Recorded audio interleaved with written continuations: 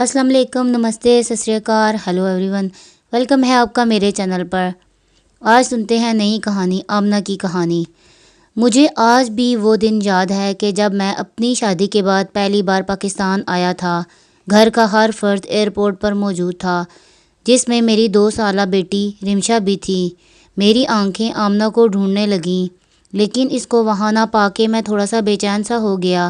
خیر، گھر والوں سے مل کر میں بہت خوش ہوا اور رمشا کو گود میں لے لیا تو وہ زور زور سے رونے لگی۔ ریحان، اسے مجھے دے دو، آپا کی آواز آئی تو میں فوراً ہی آمنہ کا پوچھ لیا، اماں آمنہ کیوں نہیں آئی مجھے لینے؟ وہ پھر اتنی چھوٹی سی بچی کو بھی بھیج دیا۔ ریحان، تم پریشان مت ہو، وہ گھر پہ تمہارے لیے کھانا بنا رہی ہے۔ وہ کون سا روز روز کام کرتی ہے؟ آج سب لوگ تمہیں ملنے آئے ہیں تو اس لیے کھانا بنا رہی ہے۔ آپا کی بات سن کر میں خاموش ہو گیا۔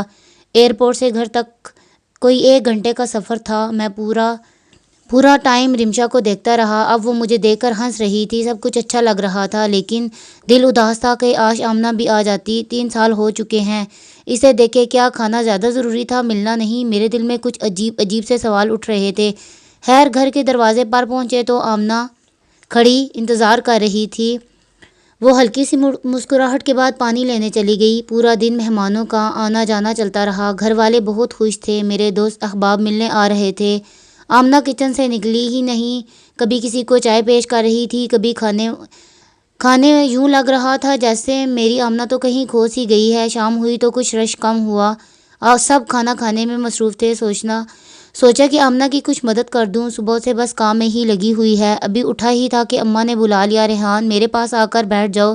جی اماں، آمنہ سے کچھ بات کرنی ہے، آ رہا ہوں۔ اسے چھوڑو، کام ختم کر کے خود ہی آ جائے گی، ویسے کون سا کام کرتی ہے، آج ہی کرنے لگی ہے تو کرنے دو نا۔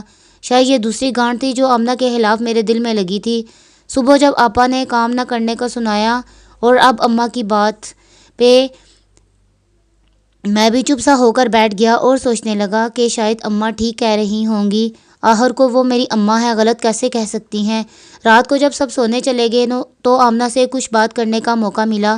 آمنہ، اتنی چپ کیوں رہتی ہو؟ تم تو بہت بولا کرتی تھی، یاد ہے پورا دن ہم آفس میں بس تمہیں چپ کرایا کرتے تھے، کبھی باس سے لڑائی تو کبھی میڈم ارم سے۔ آمنہ اور میں ایک ہی آفس میں نوکری کرتے تھے۔ آمنہ مجھے پہلے ہی دن پسند آ گئی تھی جب وہ پہلے دن نوکری پہ آئی تھی۔ معصوم سی پر بولنے پر پوری طوطا سی تھی۔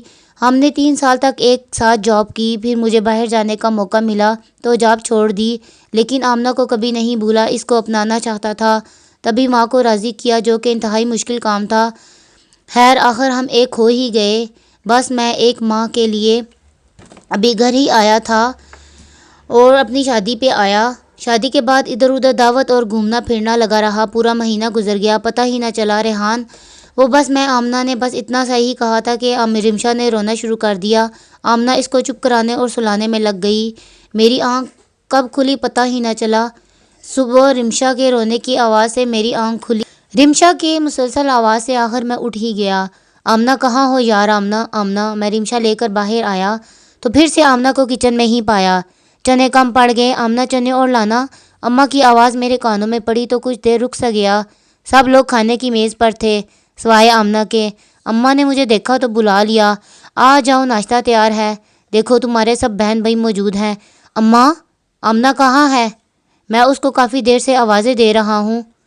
رمشا کو بھوک لگی ہے، لاؤ اسے مجھے دے دو، تم فریش ہو جاؤ، اسے میں دیکھتی ہوں۔ آج پھر سے آمنہ کچن میں اکیلی اور پورا خاندان، جس میں کم از کم 20 لوگ تو ہوں گے، کھانے میں مصروف تھے۔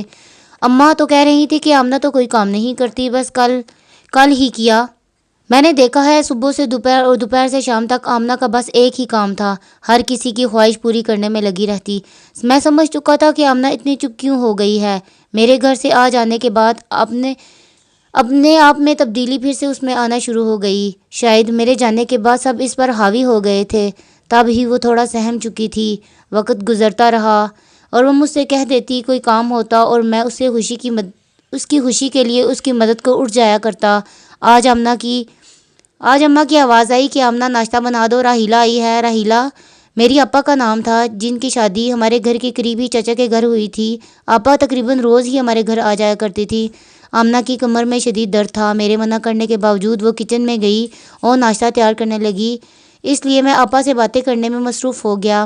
آپا ہم سب بہن بھائیوں میں بہت پیار کرتی تھیں اور ہم سب ان کو بہت پسند کرتے تھے۔ ریحان پلیز 10 ہاں لگوا دیں۔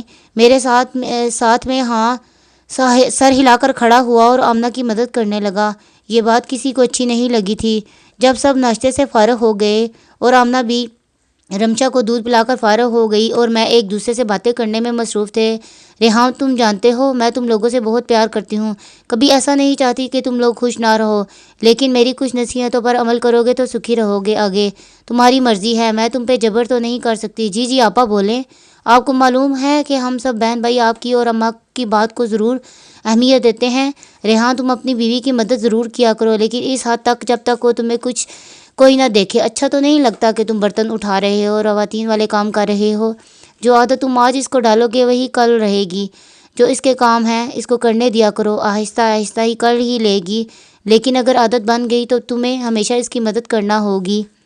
سوچ لو آپا کی بات میرے دل کو لگی۔ دن گزرتے رہے، آمنہ مسلسل کام میں لگی رہتی۔ کبھی میرا دل چاہتا تو رمشا کو دودھ بنا دیتا، اس سے زیادہ کچھ نہیں۔ اماں نہیں چاہتی تھی کہ میں واپس دوسرے ملک جاؤں، پھر بس وہیں کا رہ گیا کیونکہ میں ایک میک اپ کی کمپنی میں جاب کرتا تھا۔ تبھی اس حوالے سے گھر بیٹھے ہی کمپیوٹر پر بہت اچھا کما لیتا تھا۔ وقت گزرتا گیا، سب کچھ نارمل تھا۔ میں نے کبھی غور ہی نہیں کیا تھا کہ آمنہ کیا کرتی رہتی ہے۔ جب میرے 3 بچے ہوئے تو گزارا تھوڑا مشکل ہو گیا۔ میری دونوں بیٹیاں تو اسکول جایا کرتی تھی، لیکن بیٹا ابھی چھوٹا تھا۔ تبھی میں نے اور آمنہ نے ایک فیصلہ کیا کہ ہم بچوں کی بہتر تربیت کے لیے شہر شفٹ ہو جاتے ہیں۔ وہاں آمنہ نوکری کرے گی اور میں گھر بیٹھے اپنی چیزوں کو سیل کیا کروں گا۔ آپا سے مشورہ کیا تو انہوں نے اس کی حامی بھر لی۔ اب اماں کو مت بھول جانا، میری خواہش تو ہے اماں کو ساتھ لے جاؤ، لیکن اماں اپنوں کو چھوڑ کے جانے کو تیار نہ تھیں۔ وہ بڑے بھائی کے ساتھ رہنے لگیں۔ اب زندگی بے حد مصروف ہو چکی تھی۔ میں پورا دن شام تک آرڈر ہی لیتا، ان کو دوسری جگہوں پر بھجواتا۔ آمنہ جاب میں مصروف تھی اور بچے پڑھائی میں اور میرا بیٹا گھر پر ہوتے، لیکن بے حد مصروفیت۔ ایک دن آمنہ جاب سے آئی تو شاید کچھ زیادہ ہی تھک گئی تھی، آتے ہی سو گئی اور ہم سب بھوکے رہ گئے۔ آمنہ تھوڑا بیمار سی رہنے لگی تھی۔ اب جب وہ جاب سے واپس آتی تو پہلے کی طرح چست و توانا محسوس نہ ہوتی۔ آپ دوپہر کے لیے رات کا کھانا بھی ہوٹل سے منگوا لیتے۔ آمنہ روز کہتی کہ ریحان مجھے ڈاکٹر کے پاس لے جاؤ، میں روز کام کی وجہ سے نہ جا پاتا۔ سالوں سال یوں ہی گزرتے رہے، نہ مجھے ٹائم ملا، نہ آمنہ کی بیماری ٹھیک ہوئی۔ نہیں معلوم اسے کیا ہوا تھا۔ پھر ایک دن ایسا آیا جب میں خوب بیمار ہوا۔ پیٹ کے درد نے جیسے میری جان نکال دی۔ سوائے آمنہ کے میرے پاس کوئی بھی نہیں تھا۔ آخر میرے گھر والے بھی تو تھے، انہوں نے میرا خیال کیوں نہیں رکھا تھا؟ ایک دفعہ پھر مجھے احساس ہوا کہ آمنہ کے ساتھ زیادتی کر جاتا ہوں، لیکن یہ احساس شاید کچھ دنوں کا ہوتا، پھر سے وہی زندگی میں جس میں میری خواہش ہوتی کہ آمنہ جاب سے واپس آ کر کھانا بنائے اور پورے گھر کو سنبھالے، اور جب بات میری مدد کی آتی تو میں اپنی تھکن کو آگے لے آتا اور آپا کی بات کی بیوی کی بیجا مدد نہ کیا کرو ورنہ ساری زندگی ہی کرنا پڑے گا، میرے دماغ میں موجود تھی۔ آمنہ اور میں نے لڑنا شروع کر دیا تھا، کبھی وہ ٹائم نہ دینے پر مجھ سے لڑتی اور کبھی میں کھانا نہ بنانے پر، اور کبھی تیرے گھر والے کبھی میرے گھر والے، بس یہی تو میں کرتے کرتے وقت گزر گیا۔ کبھی مان جاتے کبھی لڑنے لگتے۔ آج بہت اداس ہوں۔ آمنہ ہاسپٹل میں ہے، اس کو ڈرپ لگی ہوئی ہے، میں خود کو تنہا محسوس کر رہا ہوں، میں اور میرے بچے بس، اور کوئی نہیں ہے میرے گھر میں۔ میرے گھر والے تھوڑی دیر کے لیے آئے اور آمنہ کا پوچھ کر چلے گئے۔ سوائے آمنہ کی امی کے اور کوئی نہیں تھا جو اس وقت اس کے لیے بے چین ہو۔ مجھے آج وہ وقت یاد ہے، ہم کیوں لڑتے تھے، اپنا وقت ضائع کرتے تھے، کیوں میری آپا نے یہ نہیں کہا کہ ریحان اپنی بیوی کی مدد کیا کرو، یہ ہمارے نبی صلی اللہ علیہ وآلہ وسلم کو بے حد پسند ہے، کیونکہ میں آمنہ کو ہر دفعہ غلط کہہ دیا کرتا تھا، بس مجھے یہی لگتا تھا کہ آمنہ ہی غلط ہے اور بس کام کرنے سے بھاگنے کے چکر میں لگی رہتی ہے، کیونکہ ہر دفعہ میں اپنے گھر والوں کی بات کو صحیح سمجھ جایا کرتا تھا۔ میں نے اور میرے گھر والوں نے آمنہ کو بدل ڈالا تھا۔ وہ آمنہ جو زندگی جیا کرتی تھی، میں نے اس کی خوشیاں اپنے تانوں سے ختم کر ڈالی تھی۔ میں اس کا خیال تو بہت اچھا رکھتا تھا، لیکن صرف پیسوں کی حد تک۔ آمنہ تم واپس آ جاؤ، میں تمہارے بنا جی نہیں سکتا، تم میری زندگی ہو، میری زندگی کی ساتھی ہو، مجھے تمہارے ساتھ کی عادت ہے، بس ٹھیک ہو جاؤ یار۔ آج مجھے سمجھ آیا کہ وہ تو کھانا ہی نہیں بناتی تھی، پھر بھی کیوں تھک جایا کرتی۔ صرف کھانا بنانا گھر کے کاموں میں شامل نہیں ہوتا، اور بہت کچھ ہوتا ہے۔ آج کل میں بھی جب کھانا باہر سے منگواتا ہوں تو پھر تھک جاتا ہوں، پورا دن 5 منٹ تک کا آرام نہیں کر سکتا۔ آمنہ تم سچ کہتی تھی کہ ریحان صرف مرد ہی کیوں تھکتا ہے اور آخر عورت کیوں نہیں تھکتی؟ اس کو اجازت کیوں نہیں ہوتی کہ وہ اپنی تھکن کو بیان کر سکے؟ میں اپنے بھائیوں سے ضرور کہنا چاہوں گا کہ جو غلطی میں نے کی ہے آپ لوگ کبھی مت کرنا، اپنی بیویوں کے لیے ٹائم نکالا کرو، ان کے نخرے اٹھاؤ کیونکہ وہ ان سب کو پسند کرتی ہیں۔ اگر تم چاہتے ہو کہ تمہاری بیویاں جوان اور حسین رہیں تو ان کی ہر ضرورت کا خیال رکھا کرو، تعریف کیا کرو۔ جو مرد حضرات زیادہ غصہ کرتے ہیں ان کی بیویاں جلد بوڑھی ہو جایا کرتی ہیں۔